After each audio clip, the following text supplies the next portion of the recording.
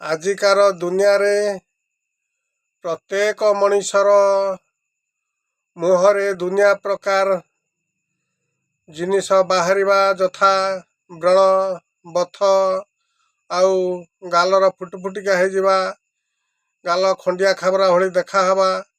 ଏଗୁଡ଼ାକ ନହେବା ପାଇଁ ଆପଣ ମଙ୍କି ମୁଦ୍ରା ସାଙ୍ଗର ବ୍ୟାଘ୍ର ମୁଦ୍ରା, ହନୁମାନ ମୁଦ୍ରା କରନ୍ତୁ। ପ୍ରତ୍ୟେକ ମା ଭଉଣୀମାନେ ହିଁ ଆପଣଙ୍କ ମୁହଁର ଆସୁଥିବା ବା ନିଜକୁ ସୁନ୍ଦର କରିବା ପାଇଁ ଏଇ ଯୋଗ ନିଶ୍ଚିତ କରନ୍ତୁ।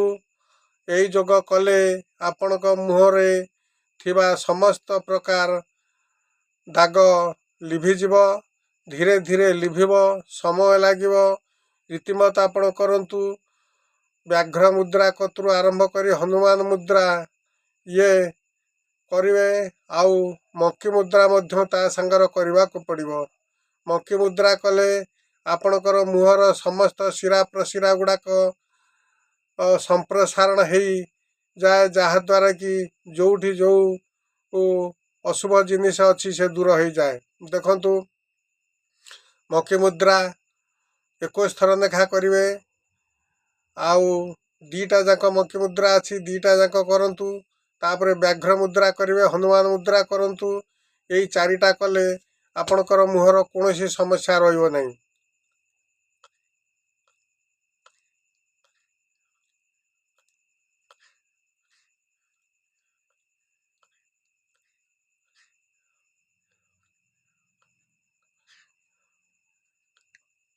ଇଏ ଗୋଟେ ମଙ୍କି ମୁଦ୍ରା।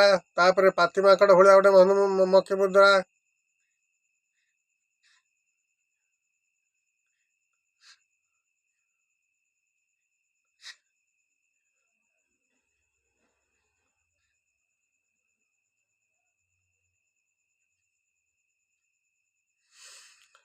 ଆଉ ବ୍ୟାଘ୍ର ମୁଦ୍ରା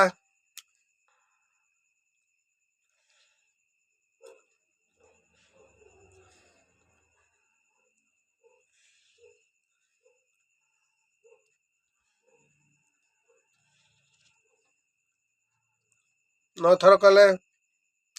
ତାପରେ ହନୁମାନ ମୁଦ୍ରା ଆସନ୍ତୁ।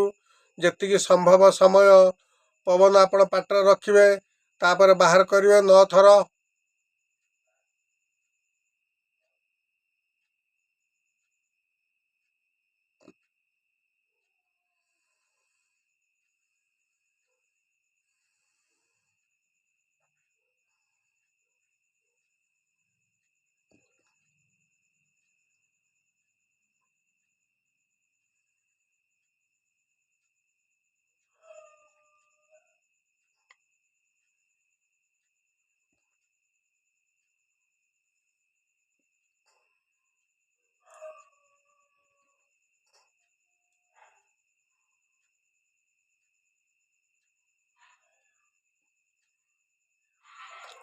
ଏଇଥିରୁ ଆପଣ ନିଶ୍ଚିତ ଜାଣିପାରୁଥିବେ।